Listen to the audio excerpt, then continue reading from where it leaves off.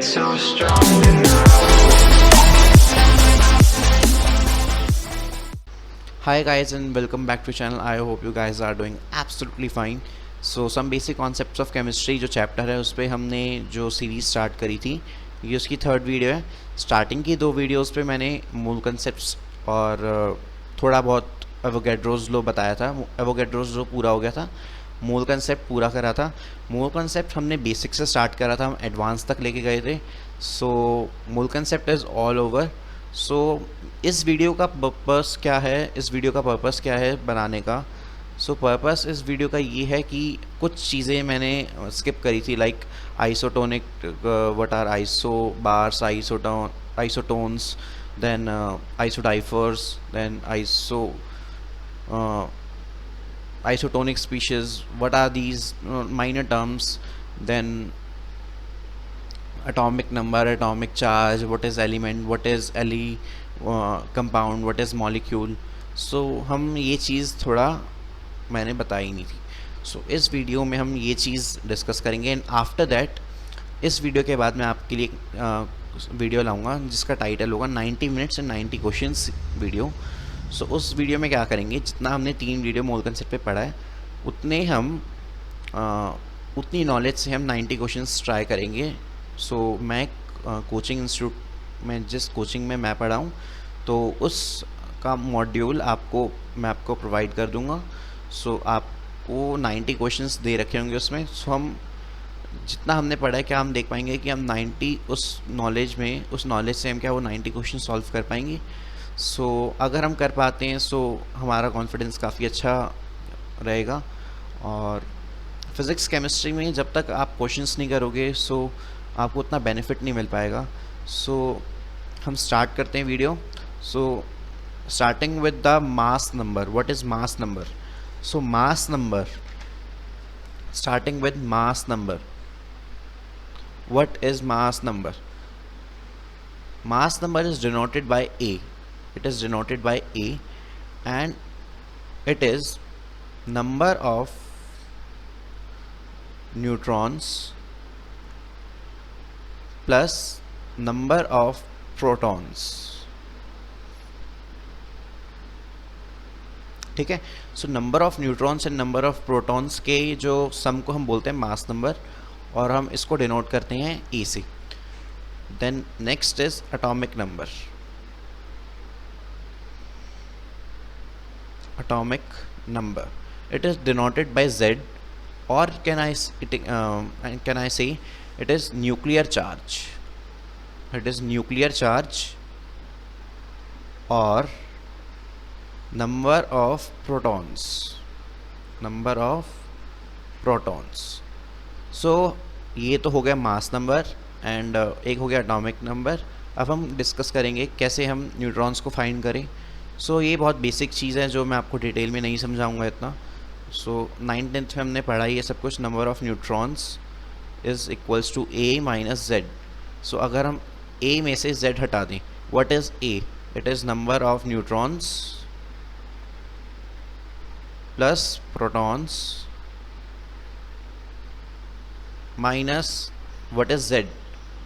Z is number of protons. So ये cancel. So number of neutrons. So number of neutrons is A minus Z. So A minus Z is number of neutrons. ठीक है. सो number of neutrons हमने निकाल लिए. Number of neutrons is a minus Z and A is mass number. So mass number और atomic mass में क्या difference है?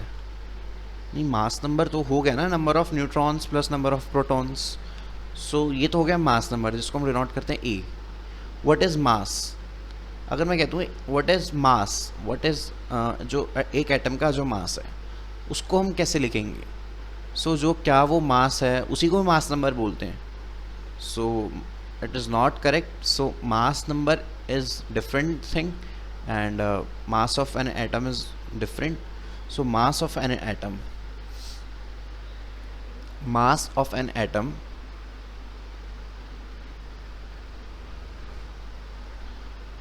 जब भी हम मास ऑफ एन एटम लिखें तो हम क्या करें कि उसमें जो मास ऑफ एन एटम, एक एटम के अंदर क्या क्या चीज़ होती है।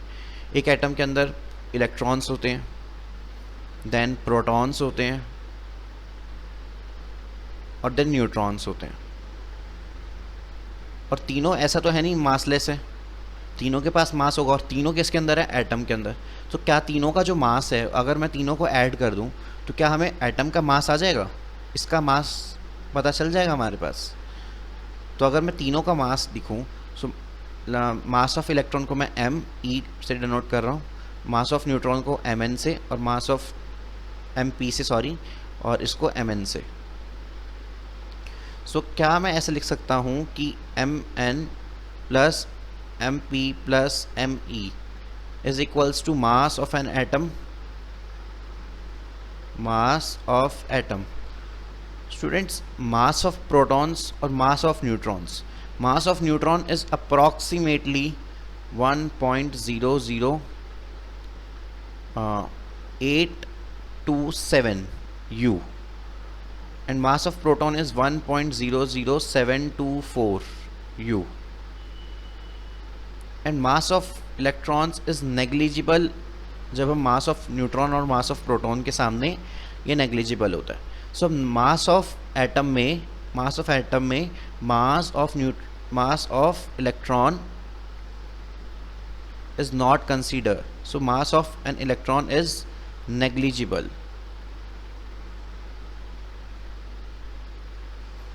मास of an electron is negligible. Negligible क्यों हो गया, क्या आप समझे? मास of an electron is negligible in mass of an atom. So mass of proton is approximately 1 AMU, and mass of an electron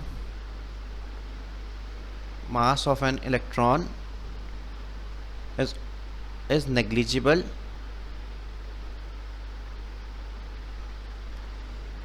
mass of neutron is also 1 AMU। So can I say इन दोनों का जो मास है, mass of proton and mass of neutron is actually the mass of an atom. So mass of an atom is mass of proton which is mp plus mass of neutron which is mn, so mass of proton plus mass of neutron is mass of an atom। so I hope आपको mass number और मास में confusion clear हो गया होगा। Mass number को मास नहीं बोलते, mass number is number of, जब भी नंबर आ रहे हैं ना उसमें, mass number is number of neutrons plus number of protons, number, and mass is mass of neutron plus mass of proton। तो ये confusion क्लियर हुआ होगा आपको मास नंबर और मास में। सो next is,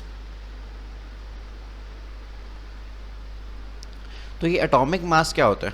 what is atomic mass? ये atomic mass क्या होता है? देखो, मास नंबर मैंने आपको बता दिया मास नंबर क्या होता है, देन मास बता दिया मास क्या होता है। अब ये एटॉमिक मास क्या होता है? मास की जो यूनिट होती है, अगर मैं लिखूं कि मास of an atom is 12, it is wrong. Mass of an atom is 12। 12 क्या? 12 ग्राम, 12 kg, 12 टन, क्या? सो इसकी जब भी मास आ जाए तो इसकी यूनिट होती है मास इज U, या फिर 12 AMU, and 1 AMU is 1.66 × 10⁻⁻24 grams. ठीक है. सो 1 AMU is 1.66 into 10 raised to power minus 24 grams. Mass of an atom is 12U. Assume. ठीक है. तो एटॉमिक मास क्या होता है? एटॉमिक मास क्या होता है? मास of an atom, mass of an atom divided by 1/12. देखो मास ऑफ एन एटम की जो यूनिट होगी वो U होगी. 1 divided by 1/12 of the mass of C12 atom. और इसकी भी देखो मास आ रहा है, देन अगेन इसकी यूनिट क्या होगी? U. सो 1/12 मास कितना होता है? 1/12 mass of C12 atom is equals to कितना होता है? 1 AMU. 1 AMU. So atomic mass, can I say atomic mass is equals to mass of an atom divided by 1 AMU. so AMU से AMU cancel, सो तभी atomic mass कितना आता है? Atomic मास की कोई यूनिट नहीं होती. अगर जैसे मैं कह दूं what is atomic mass of sodium is Na. What is atomic mass of sodium? Atomic mass को हम Z लिखते हैं ना. सो बताओ कितना होता है? 11 ना. तो 11 ऐसे लिखता हूँ, 11 ग्राम, 11 kg, 11 टन, या सिर्फ 11. So it is wrong. It is also wrong. It is also wrong, and it is correct. So 12, 11. So 11 क्यों 11 आया? क्योंकि 11 की कोई यूनिट क्यों नहीं आई? क्योंकि यूनिट तो AMU से AMU कैंसिल हो रही थी, इसलिए हमने उसकी कोई यूनिट नहीं लिखी.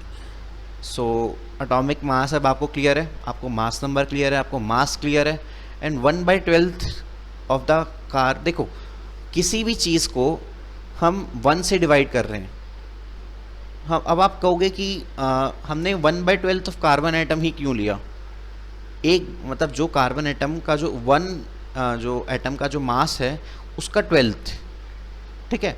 सो क्योंकि जो कार्बन एटम का जो 1/12 है उसको 1 AMU है, वो इसलिए हमने उसको लिया ताकि 1 नीचे आ जाए और AMU से AMU कैंसिल हो जाए.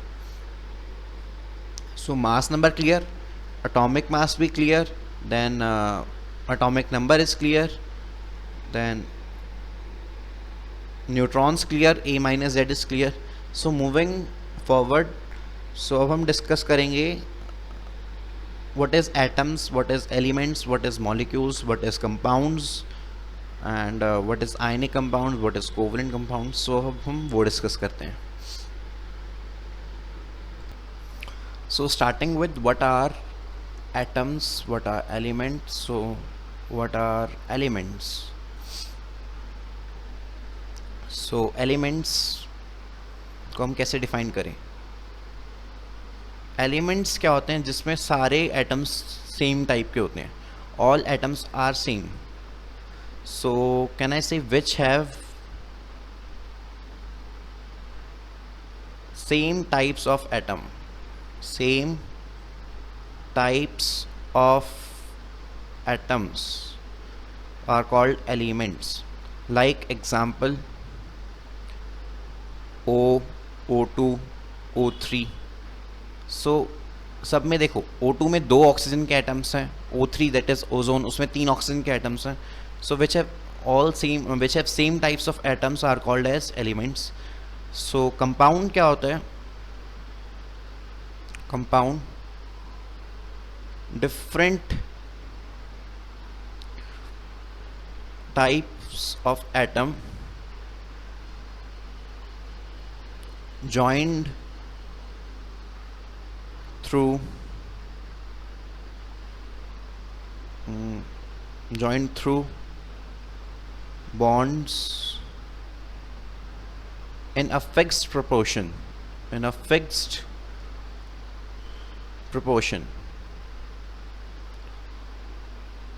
So different types of atoms joined through bonds in a fixed proportions are called as atoms, are called as compounds. So इसका एग्जांपल अगर हम मान लो कि अगर मैंने आपको दिया XeOF4, देखो ये है ज़ेनॉन, ये हो गया oxygen,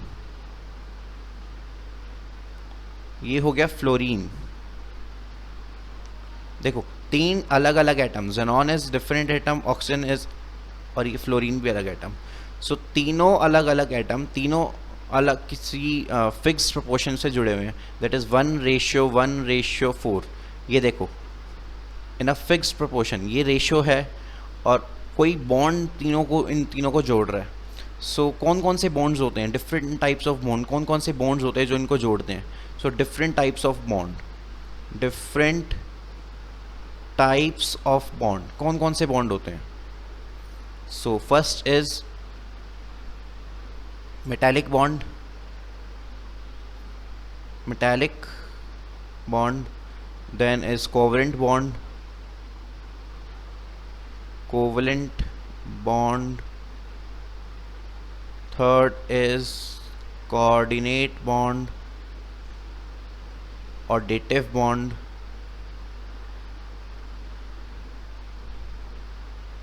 fourth is ionic bond. So ये चार टाइप के बॉन्ड होते हैं जो किसी भी एटम्स के बीच में लगते हैं, डिफरेंट टाइप्स ऑफ एटम्स के बीच में लगते हैं ताकि वो कंपाउंड बनाए। और fifth is hydrogen bond. Student mark my words, मैंने आपको कन्फ्यूजन के लिए यहाँ पर हाइड्रोजन लिख दिया, एक्चुअली में हाइड्रोजन बॉन्ड होता नहीं है। So it is not a bond, it is not a bond, it's just an attractive force, it is not a bond, it is just an attractive force, ठीक है। सो कोई ये बॉन्ड नहीं है, सिर्फ एक अट्रैक्टिव फोर्स है। So it is not a bond, so हम इसको कैंसिल कर रहे हैं। सो बॉन्ड सिर्फ चार तरह के ही हैं, ये ही बॉन्ड है, 4 types of bond, 4 types of bond, ठीक है। So that is metallic bond, then covalent bond, then coordinate और dative bond, then ionic bond. So next is what is atom. तो एटम क्या होता है, सबसे छोटा पार्टिकल एलिमेंट का जिसकी इंडिपेंडेंट एग्जिस्टेंस होती है। सो smallest particle of an element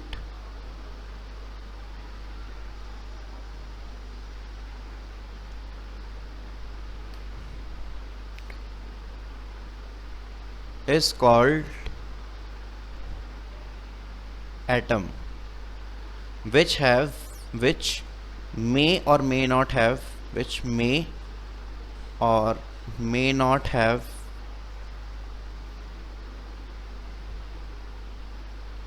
independent existence, independent existence, generally may not, क्योंकि कोई बहुत रेयर एटम्स है जिनकी इंडिपेंडेंट एग्जिस्टेंस होती है, और एटम उसी को बोलते हैं कि generally do not have independent existence, generally do not have independent existence. So कौन से एटम्स हैं जिनकी इंडिपेंडेंट एग्जिस्टेंस होती है। So atoms with independent existence, so starting with atoms, atoms with independent existence,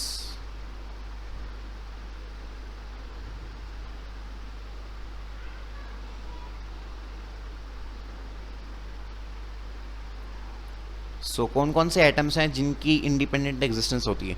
atom क्या है? सबसे छोटा पार्टिकल एलिमेंट का जिसकी इंडिपेंडेंट एग्जिस्टेंस हो भी सकती है और नहीं भी।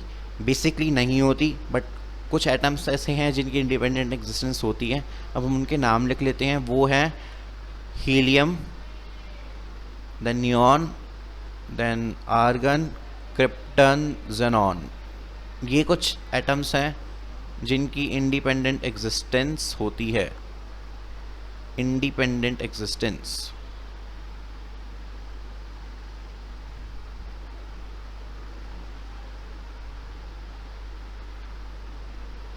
ठीक है, सो इंडिपेंडेंट एग्जिस्टेंस होती है इन एटम्स की। सो नेक्स्ट इज, सो मॉलिक्यूल क्या होता है? मॉलिक्यूल, मॉलिक्यूल क्या है? Smallest particle, smallest particle of an element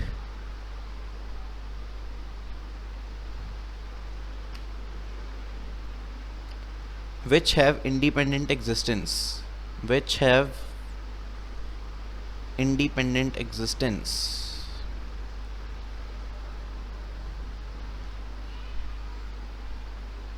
so मैं क्या कह सकता हूँ कि हीलियम, नियॉन, आर्गन, क्रिप्टन और ज़ेनॉन, ये जो जिनकी इंडिपेंडेंट एग्जिस्टेंस है, क्या वो मॉलिक्यूल्स हैं?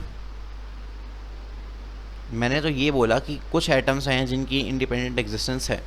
सो आप एक बात बताओ, क्या ऑक्सीजन, सिर्फ मैंने ओ लिख दिया, क्या ये एलिमेंट है? It is an element. ठीक है, और एलिमेंट कौन होता है? जिसमें सेम टाइप ऑफ एटम होते हैं। इसमें एक ही टाइप का एटम है। सो ये तो एलिमेंट भी है। और ठीक है, सो ओ की इंडिपेंडेंट एग्जिस्टेंस तो नहीं है, तो O is not an molecule. Molecule तो नहीं है ना। तो बट मैंने अगर लिख दिया एच ई क्या एलिमेंट है? Helium, helium is an element. Helium क्योंकि सेम टाइप ऑफ एटम है। देन नेक्स्ट, इंडिपेंडेंट एग्जिस्टेंस भी है।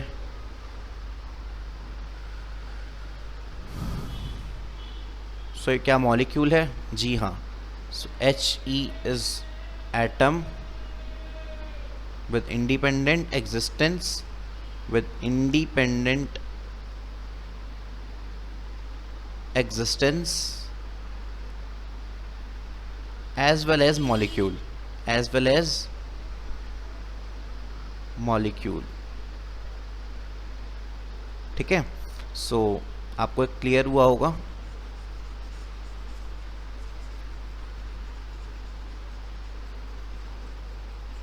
सो कुछ एटम्स जिनकी इंडिपेंडेंट एग्जिस्टेंस होती है, जैसे हीलियम, नियॉन, आर्गन, क्रिप्टन। और मॉलिक्यूल्स इसको कहते हैं smallest particle of an element और a compound which have independent existence. So clear. So next is atomicity. बहुत बेसिक चीज़ है atomicity. So number of atoms in an molecule, number of atoms in a molecule is termed as atomicity. Next is molecules can be monatomic,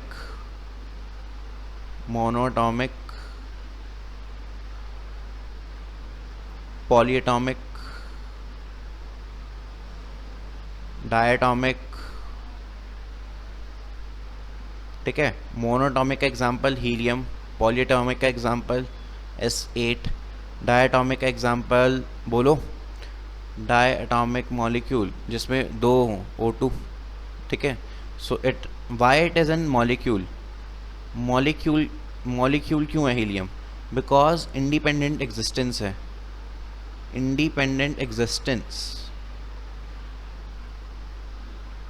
ठीक है, सो independent existence है इसलिए वो molecule है। O2 क्योंकि मॉलिक्यूल क्या है? जिसकी इंडिपेंडेंट एग्जिस्टेंस हो और सेम टाइप्स ऑफ एटम भी है O2 में, S8 भी यही है। So molecules can be homonuclear or molecules can be homonuclear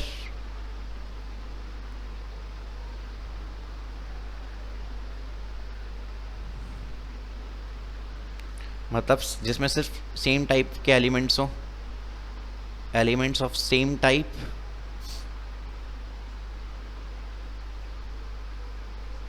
and molecules can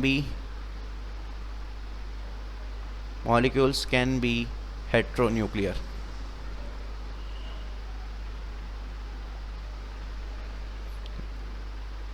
Of compounds. इसका एग्जाम्पल देखो, होमोन्यूक्लियर जिसमें सिर्फ एलिमेंट्स सेम टाइप के एलिमेंट्स हो, जैसे कि एग्जाम्पल में लिख दिया मैंने O2। क्या दोनों हैं वो सेम टाइप के हैं? दोनों ही ऑक्सीजन है, so both are oxygen. But अगर मैंने लिख दिया XeOF4, क्या XeOF4 कंपाउंड है? जी हाँ, बिल्कुल कंपाउंड है। क्यों? क्योंकि इसमें डिफरेंट टाइप्स ऑफ एटम्स है। मॉलिक्यूल हेट्रोन्यूक्लियर, एक कंपाउंड के अंदर जो मॉलिक्यूल है ये रहा F4 मॉलिक्यूल, क्या वो कंपाउंड के अंदर है? इसलिए हमने इसको हेट्रोन्यूक्लियर मॉलिक्यूल बोला। ठीक है, सो आई होप आपको ये भी क्लियर हुआ होगा। नेक्स्ट इज आयनिक कंपाउंड के ना मॉलिक्यूल्स नहीं होते, आयनिक कंपाउंड के मॉलिक्यूल्स नहीं होते। अब आप कहोगे कि मॉलिक्यूल्स क्यों नहीं होते? सो पहले स्टेटमेंट लिखो कि आयनिक कंपाउंड के मॉलिक्यूल्स नहीं होते। So ionic compounds do not have molecules. Ionic compound do not have molecules. So ionic compounds कौन बनाते हैं? फर्स्ट ग्रुप के जितने भी एलिमेंट्स सब आयनिक कंपाउंड बनाते हैं। Majority of the elements of the second groups form ionic compound. So ionic compound do not have molecules. Molecules क्या है? जिनकी इंडिपेंडेंट एग्जिस्टेंस हो। सो मैंने ले लिया NaCl, सोडियम क्लोराइड। ये ऐसे Na plus Cl minus, Na plus Cl minus, then Cl minus, Cl minus, Na plus, Cl minus, Na plus, ये कुछ ऐसा होगा ना। और अगर मैंने ले लिया डायमंड, डायमंड को हम किससे डिनोट करते हैं? C से। तो डायमंड का स्ट्रक्चर कुछ ऐसा होता है।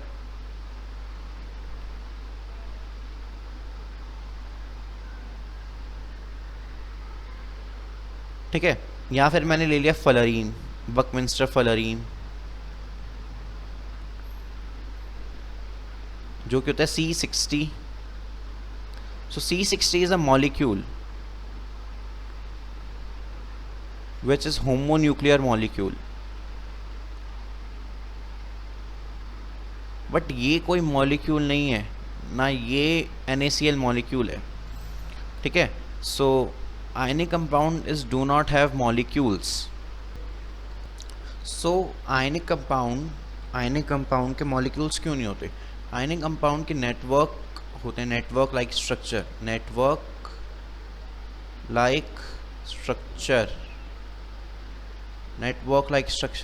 so network like structure है तो क्या इलेक्ट्रोस्टैटिक फोर्स होगा इनके बीच? मान लो कि मैंने इलेक्ट्रोस्टैटिक फोर्स को मैं रेड से डॉट कर रहा हूँ, ऐसे इनके बीच इलेक्ट्रोस्टैटिक फोर्स होगा। और जब भी ये नेटवर्क लाइक स्ट्रक्चर है और इलेक्ट्रोस्टैटिक फोर्स है इनके बीच, सो क्या ये इंडिपेंडेंट एग्जिस्टेंस लॉस नहीं कर देंगे? सो इंडिपेंडेंट एग्जिस्टेंस अगर ख़त्म हो गई तो it is not a molecule. ठीक है, so but fullerene is a molecule, it is a molecule। ठीक है, so next is next what we're gonna take is SiO2। what is SiO2? So SiO2 is quartz, so SiO2 को हम quartz बोलते हैं. सो wait a minute, मुझे एक बार रब करने दो ये.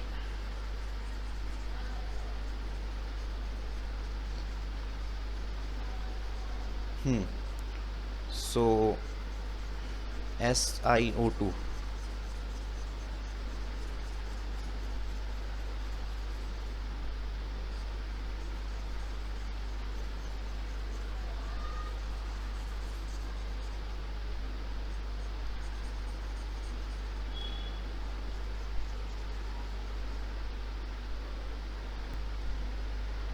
So starting with SiO2. So SiO2, so it is called as quartz. अब आप कहोगे कि silicon is a member of carbon family, member of carbon family, member of carbon family. So like CO2 it has form, मतलब CO2 की तरह bond बनाएगा, but multiple bonds, ये देखो multiple bonds is not formed by, multiple bonds is not formed by silicon. ठीक है. सो silicon का structure कुछ ऐसा होता है. सिलिकॉन कुछ ऐसा दिखाता है, 4 ऑक्सीजन और ये फिर सिलिकॉन, देन फिर ऑक्सीजन, देन ये फिर सिलिकॉन से ऐसा कुछ सिलिकॉन का स्ट्रक्चर होता है.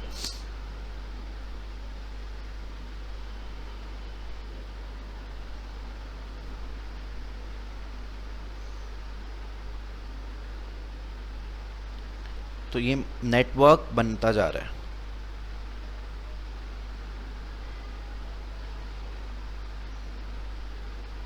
So it is a network like structure. Network like structure में आप हमेशा एक बात याद रखो, नेटवर्क लाइक स्ट्रक्चर में इंडिपेंडेंट एग्जिस्टेंस नहीं होती. नेटवर्क लाइक स्ट्रक्चर में इंडिपेंडेंट एग्जिस्टेंस नहीं होती.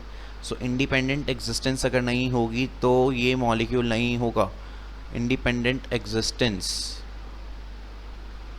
नहीं है, so it is not a molecule.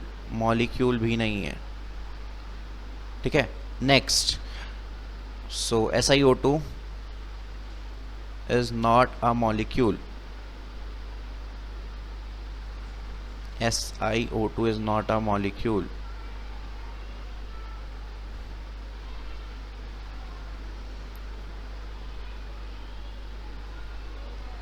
ठीक है.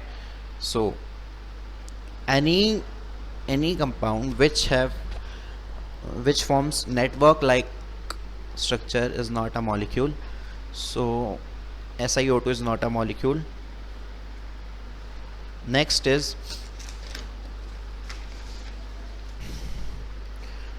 so what is SiO2? SiO2 is a ratio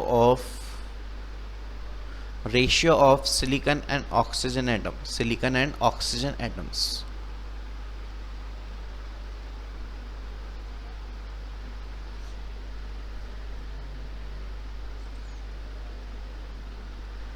ठीक है. if covalent bond is formed,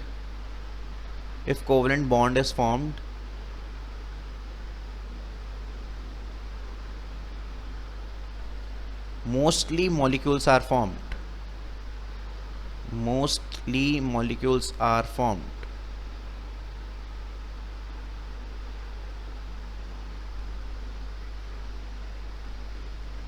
but SiO2 में क्या था? Network of covalent bond.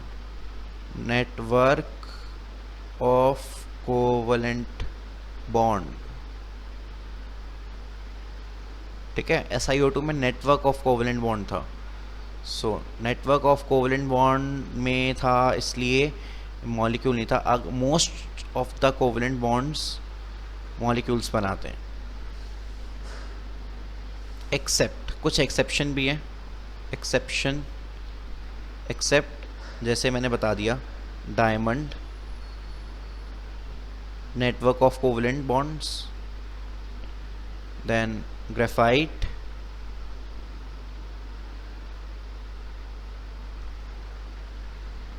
Then SiO2 covalent bond बन रहे हैं तीनों में. डायमंड में कोवलेंट बॉन्ड बनता है, ग्रेफाइट में बनता है, SiO2 में बनता है, बट तीनों में से कोई भी मॉलिक्यूल नहीं है. So fourth is B4C. Fifth is ALN. Then SiC. Sixth is SiC. Seventh is SiC, ALN, B4C, BN, and the seventh is BN. So SiO2 is quartz, B4C, ALN, aluminium nitride, silicon carbide, or it is known as carborundum. BN is inorganic graphite.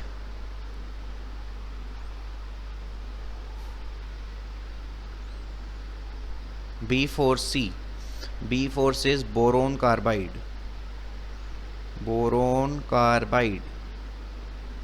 So it is extremely hard.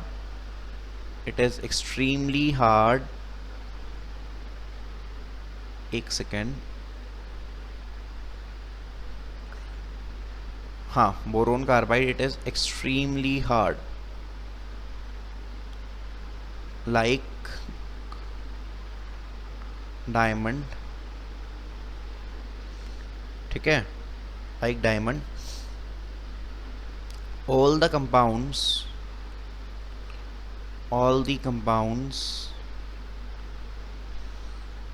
of first group are ionic. Majority of the compounds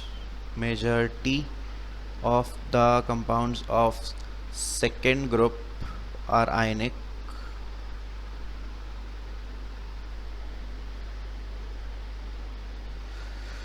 Compounds of non-metal, ये कुछ statements हैं जो आपको as it is याद करनी है. Are covalent except ammonium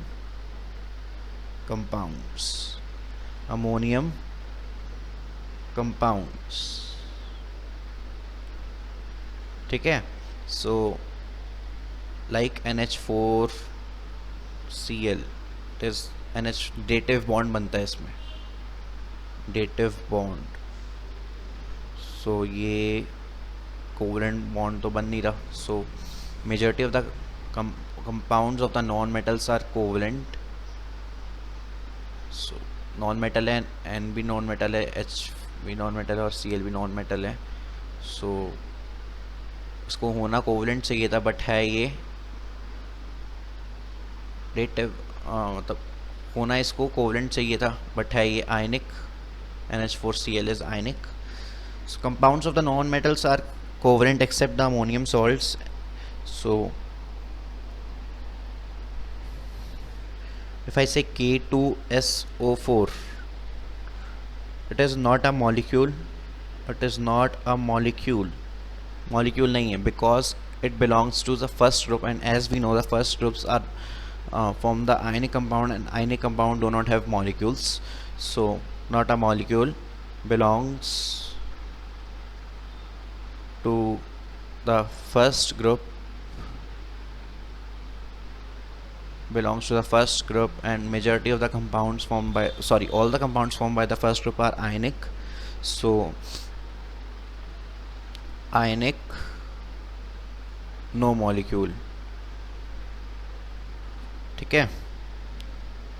so next is all the particles of gases and liquids are always molecule. all the particles of gases and liquid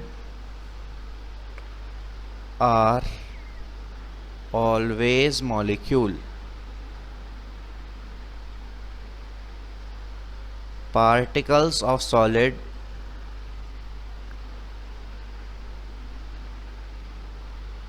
can be molecule,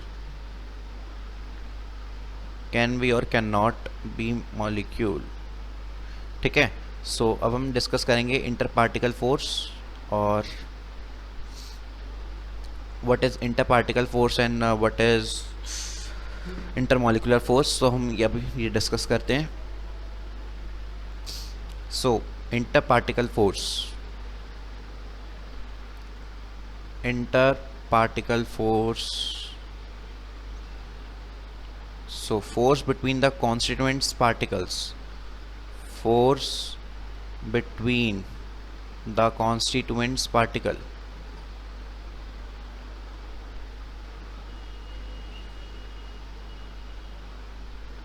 And what is intermolecular force?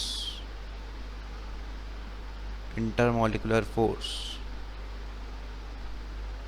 force between molecules. Now if the अब देखो inter particle force are the force between the constant particles. क्या अगर particles molecules हुए तो so if the constant particles are molecules so inter particle force are could be known as inter molecular force. So हम इसको लिख लेते हैं. if the constituent particles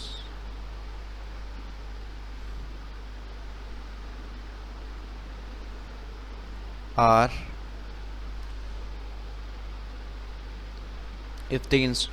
are molecules, then interparticle force is known as intermolecular force. Intermolecular force. ठीक है. So if the constant particles are molecules then the interparticle force are known as intermolecular force. So ठीक है. So अब हम कह सकते हैं कि जो interparticular force है, जो interparticle force can be intermolecular force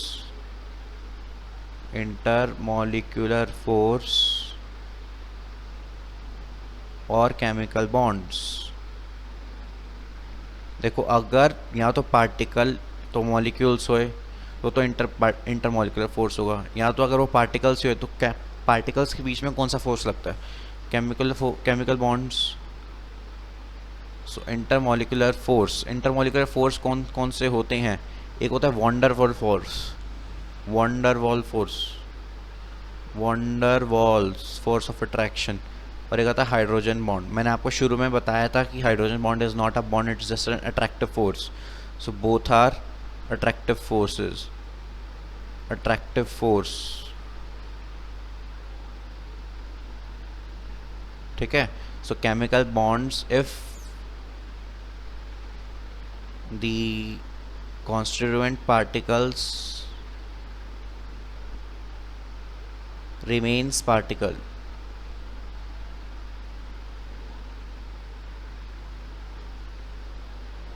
ठीक है. So coming back, what is empirical formula? Next term, what is empirical formula?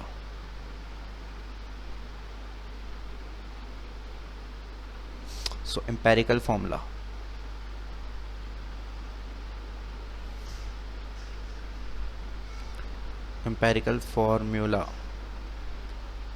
so empirical formula is the simplest whole number ratio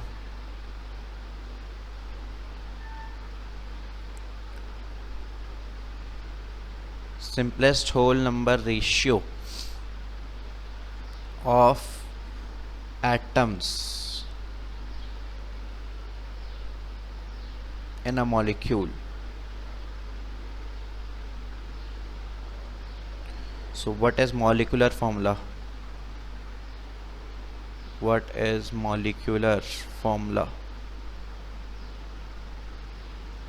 It is the actual number of atoms in a molecules. So actual number of atoms in a molecule is known as molecular formula, and the simplest whole number ratio of those atoms is known as empirical formula. So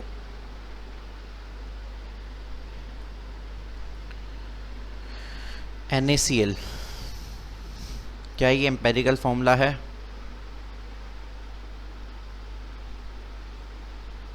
और क्या ये molecular formula है? देखो, empirical formula simplest whole number ratio, whole number, तो ये देखो Na, अब ये तो 1 ही है ना, और Cl भी 1 है. अब मैं हाफ तो लिख सकता हूँ NaCl/2, होल नंबर तो बचा नहीं ना वो. तो एम्पेरिकल फॉर्मूला तो है क्योंकि सिंपलेस्ट होल नंबर रेशियो है. मॉलिक्यूलर फॉर्मूला क्या है या नहीं है? सो ये मॉलिक्यूलर फॉर्मूला नहीं है बिकॉज मॉलिक्यूल ही नहीं है. आयनिक कंपाउंड्स के जो मॉलिक्यूल तो होते ही नहीं ना, क्योंकि उनकी जो इंडिपेंडेंट एग्जिस्टेंस नहीं होती. सो मॉलिक्यूल नहीं है. सो मॉलिक्यूलर फॉर्मूला ये नहीं है, एम्पेरिकल फॉर्मूला है. सो n is always 1, and n is equals to 1 always for ionic compounds.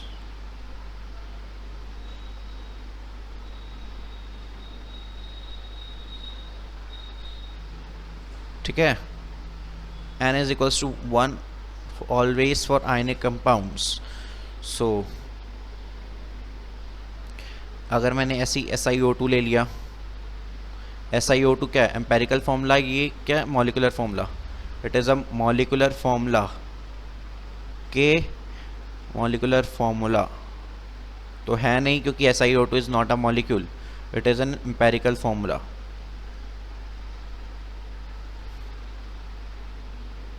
ठीक है, चलिए नेक्स्ट. मैंने ले लिया C6H12O6. तो क्या ये एम्पेरिकल फॉर्मूला है? एम्पेरिकल फॉर्मूला, ये एम्पेरिकल फॉर्मूला नहीं है. क्या ये मॉलिक्यूलर फॉर्मूला है? जी हाँ, ये मॉलिक्यूलर फॉर्मूला है. एम्पेरिकल फॉर्मूला क्या होगा इसका? एम्पेरिकल फॉर्मूला होगा CH2O. This is a empirical formula. This is empirical formula.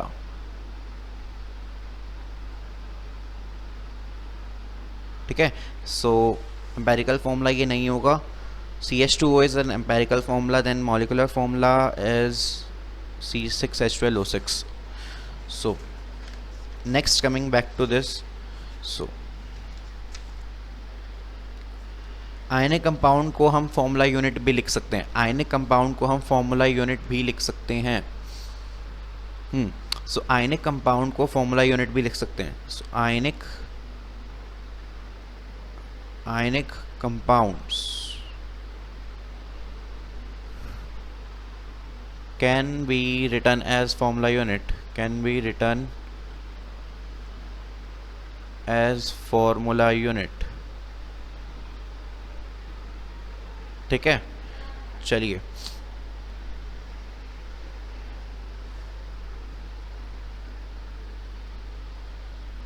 अब एक थोड़ा ब्रेन ट्विस्टर देता हूँ मैं आपको, और नीट के हिसाब से आपको सोचना है और आपको खुद के हिसाब से जो मैंने आपको बताया. CaSO4 डॉट हाफ H2O, क्या ये फॉर्मूला ठीक है? क्या ये फॉर्मूला ठीक है कि नहीं? क्या ये फॉर्मूला ठीक है या फिर और रॉन्ग? या फिर CaSO4 whole twice dot H2O, या फिर 2CaSO4 dot H2O. So this is 1, this is second and it is third. तो तीनों में से बताना है कौन सा ठीक है. देखो, CaSO4 dot half H2 is a ionic compound, and ionic compound का एम्पेरिकल फॉर्मूला होता है, and empirical formula is the simplest whole number ratio. Half is not a whole number ratio, so it is wrong. ये देखो 2 raised to 1, ये it is a correct and it is also correct. it can also be written as CaSO4 whole twice dot 2H2O, can also be written as this 2CaSO4 dot H2O. एक ही बात है ना, ठीक है. सो NEET में गलत लिखते हैं. अगर AIPMT बोला कि CaSO4 डॉट हाफ H2O, ठीक है तो मान लेना, नहीं तो -1 खा लेना. -1 नहीं चाहिए तो CaSO4 dot half H2O correct according to AIPMT और नीट. 2CaSO4 डॉट H2O या फिर CaSO4 whole square dot H2O. It is actually correct. It is actually correct. ठीक है, तो डिफरेंस है दोनों में, difference. Next,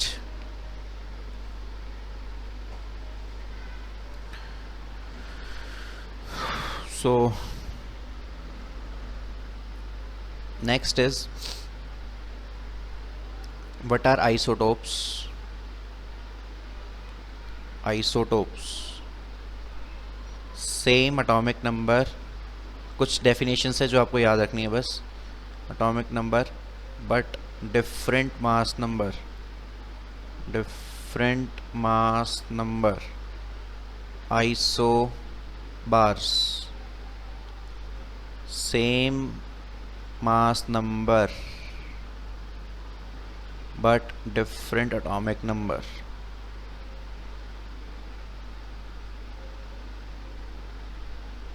Then isotones.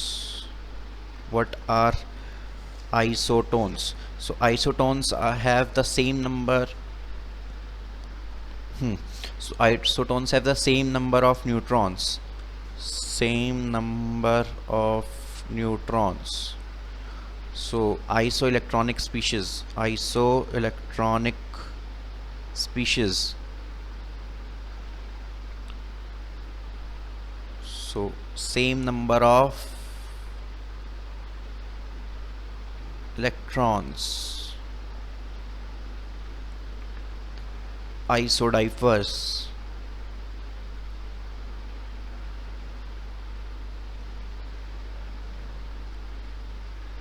Same isotopic number. Same, इसको रब करो.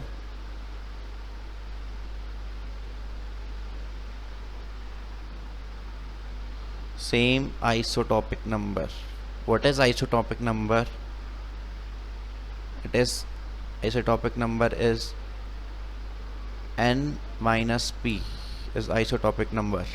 सो अगर आपको ये चीज़ें दो याद ना भी हो, isodiaphers and isotones, so these are Li which are least important. So छोड़ देना, कोई बात नहीं. So what is next is what is helium, He2+. So what is alpha particle? Alpha particle, और इसको हम बोलते हैं helium nucleus. So alpha particle और helium nucleus is He+2. So find number of protons, number of neutrons and number of electrons. Number of protons is 2, number of neutrons is 2 and number of electrons is 0. What is beta particle? Beta particle, beta particles are known as electrons. So beta particles are known as electrons. ठीक है, तो next अब हमें discuss करना है.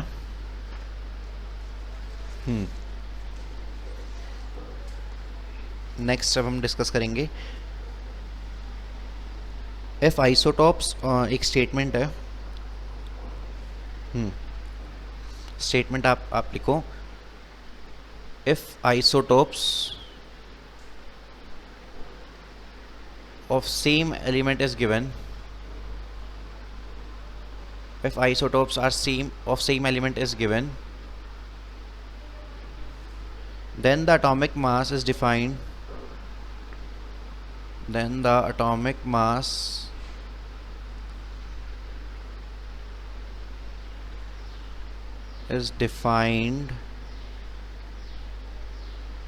as, if the isotopes of the same element is given, then the atomic mass is defined as the average of their atomic mass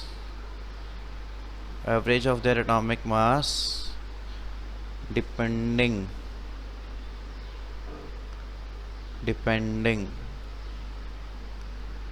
on their natural abundance.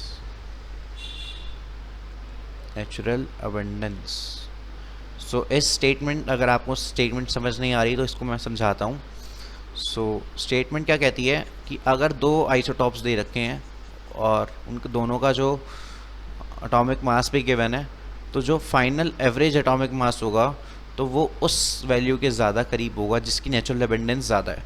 सो इसको आप ऐसे समझो, जैसे अगर मैं दो क्लोरीन के एलिमेंट ले लिए, एक chlorine, one is chlorine 35 and one is chlorine 37. ये जो नेचुरल अबंडेंस है इसकी है 75%, इसकी है 25%. तो जो एवरेज एटॉमिक मास होगा ना क्लोरीन का, तो क्या मानो क्लोरीन का जो एवरेज एटॉमिक मास होता है, एवरेज एटॉमिक मास वो होता है 35.5. तो 35.5 इसके ज़्यादा करीब है. 35, सॉरी वो एक्चुअली थोड़ा सा हिल गया था. So coming back, so chlorine के जो दो आइसोटॉप्स दे रखे हैं, सो एक है क्लोरीन 35 U, मास है तो U लिखना ज़रूरी है. सो जो एवरेज एटॉमिक मास है वो 35.5 U है. वो कैसे आया? जो देखो नेचुरल अबंडेंस इस वाले आइसोटॉप की ज़्यादा है या फिर इस वाले आइसोटॉप की, इसकी 75% है और इसकी 25% है. 75 is greater than 25, so natural abundance of this isotope is greater than this first isotope is, जो नेचुरल अबंडेंस उसकी ज़्यादा है, तो इसलिए जो फाइनल एवरेज एटॉमिक मास आया है वो उसकी जो एटॉमिक मास है उसके करीब आया. तो कैसे निकालें एवरेज एटॉमिक मास? एवरेज एटॉमिक मास का फॉर्मूला क्या है? देखो नेचुरल अबंडेंस कितनी है? 75 into what is the average mass? 35. Sorry, what is the mass of this isotope? 35. Then the average then the abundance of the second isotope is 25 into 37 divided by the total abundance, which is 100. So 75 into 35 plus 25 into 37 by 100 is equals to 35.5. आप calculate कर लेना. सो 35.5 किसके करीब आया? जो first isotope के था. सो अगर मैं इसको हिंदी में लिखूं, देखो स्टेटमेंट याद ना रहे, कॉन्सेप्ट याद रहना चाहिए. एवरेज एटॉमिक मास उस वैल्यू के करीब आता है, उस वैल्यू ऑफ आइसोटॉप के करीब आता है के पास आता है जिसकी अबंडेंस ज़्यादा हो. Natural abundance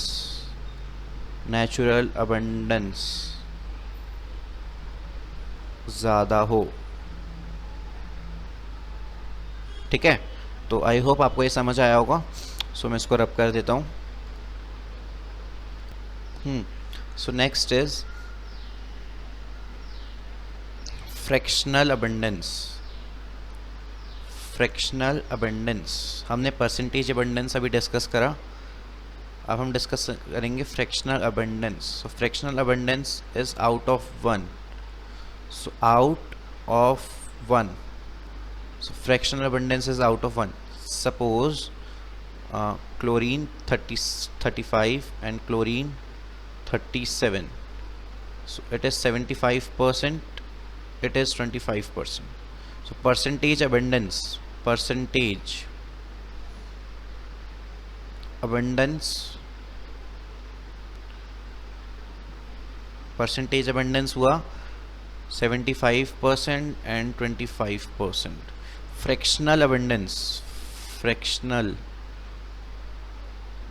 abundance out of 1, so 0.75 and 0.25 ratio, this is fractional abundance. So यही है हमारा which is out of 1 and ratio कितना आया 3:1. ठीक है, सो ये था फ्रैक्शनल अबंडेंस जो कि था out of 1. So next is question, एक क्वेश्चन है जिसको हम अभी ट्राई कर लेते हैं जिससे हमें समझने में और आसानी होगी. सो क्वेश्चन कह रहा है दो आइसोटॉप्स गिवन है. So atomic mass of boron दे रखा है, atomic mass of boron is given which is 10.81. so 10.81 is more close to boron 11. so prediction, क्या हम प्रिडिक्ट कर सकते हैं इससे?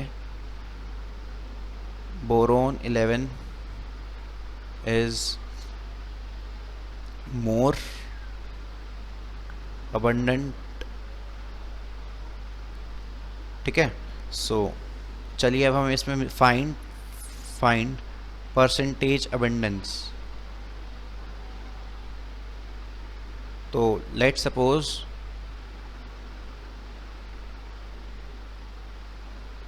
boron 10 and boron 11, these are given. So let's suppose this percentage abundance, क्योंकि वो 100 में से परसेंटेज 100 में से निकालते हैं तो इसकी होगी 100 minus x. So it is जो ये हमें निकालना है. एंड एटॉमिक मास हमें बोरोन का दे रखा है. Atomic mass of boron is 10.81.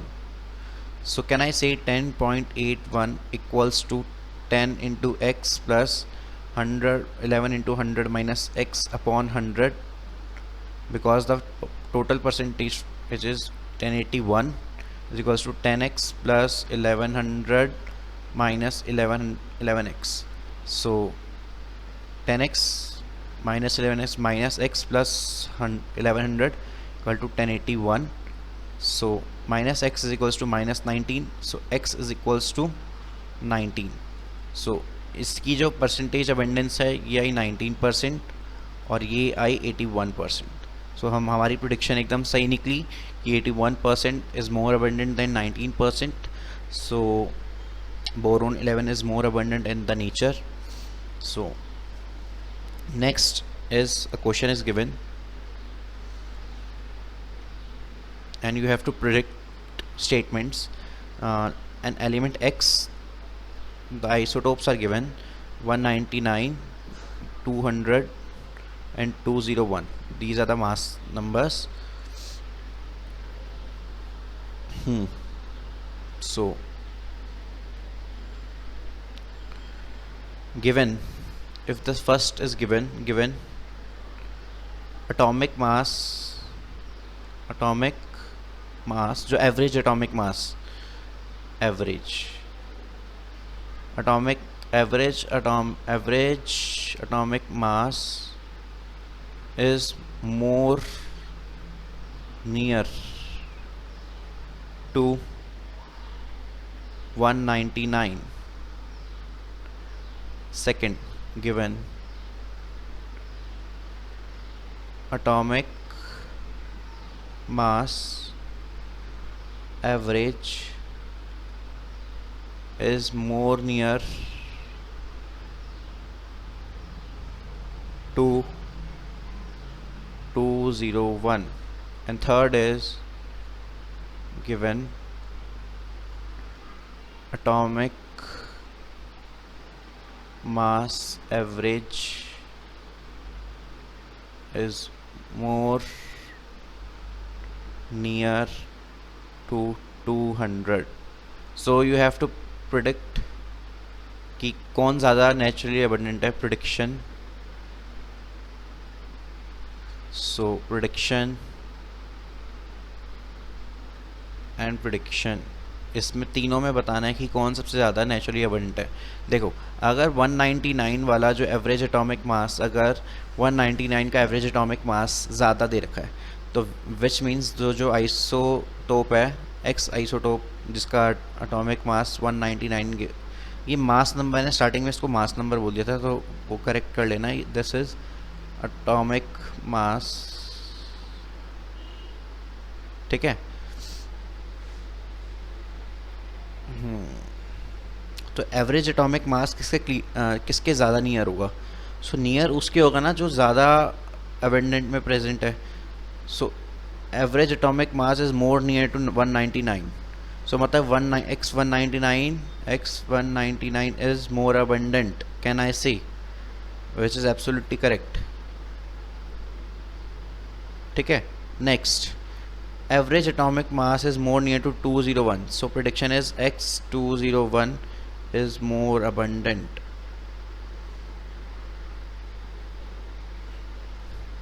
Third, average atomic mass is more near to 200, इसके नियर है, तो क्या मैं कह सकता हूँ कि x199 is abundant और x201 is abundant? So can't predict, cannot predict,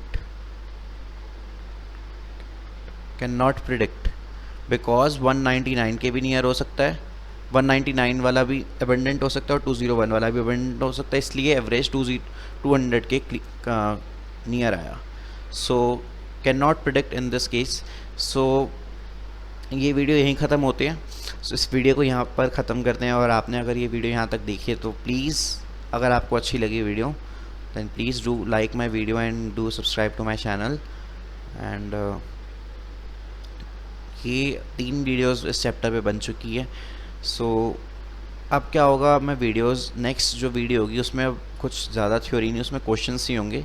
so which the title of the next video will be that 90 minutes and 90 questions. So 90 minutes में हमें 90 क्वेश्चंस करने होंगे, मतलब हमें एक क्वेश्चन 1 मिनट में सॉल्व करना होगा, और सारे क्वेश्चंस यहाँ पर सॉल्व करेंगे। तो जो क्वेश्चंस होंगे वो मेरी कोचिंग जहाँ पर मैं पढ़ता था उस कोचिंग के क्वेश्चंस होंगे। सो देखते हैं कि क्या जितना हम 3 क्लास में हमने पढ़ा है उससे वो क्वेश्चन सॉल्व होते हैं। कुछ क्वेश्चंस मैं आपको छुड़वा दूंगा जो कि नहीं करने, जो मुझे भी बोला गया था कि नहीं करने क्वेश्चंस, ये जो थोड़े एडवांस थे या फिर आउट ऑफ द सिलेबस, क्योंकि जो मॉड्यूल है थोड़ा पुराना है, और AIPMT नीट जो भी है तो ज़्यादा more focus to NCERT based है। तो देखते हैं कितना हम कर पाते हैं 90 क्वेश्चंस में, 90 क्वेश्चंस कितने कर पाते हैं। So with this, thank you for watching, this is Vinayak signing off. Stay home in this situation of COVID, stay home, stay healthy and stay fit. Bye bye, good day and take care.